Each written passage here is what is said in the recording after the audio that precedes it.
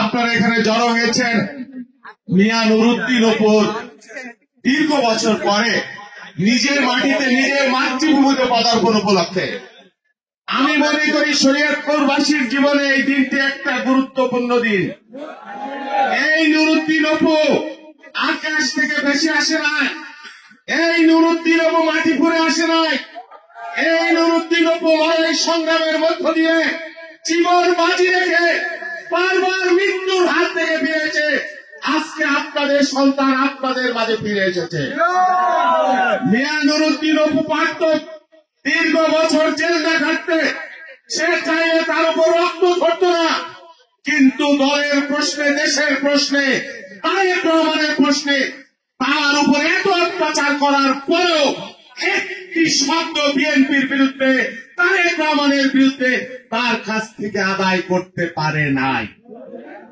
আপনারা তাকে ফিরে পেয়েছেন। আমাদের সেলিম ভাই যেটা বলেছে যে আপনারা ভাগ্যবান, আপনাদের একজন নুরুদ্দিন অপু আছে।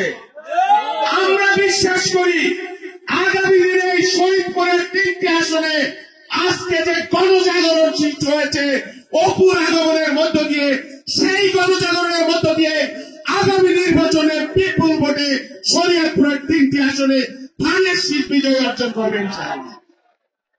প্রিয় বন্ধুরা, আমরা আসলাম যেই পথ দিয়ে 17 বছরে আওয়ামী লীগ ক্ষমতায়, কিন্তু শরীয়তপুরের মানুষের ভাগ্যের কোনো পরিবর্তন হয় না।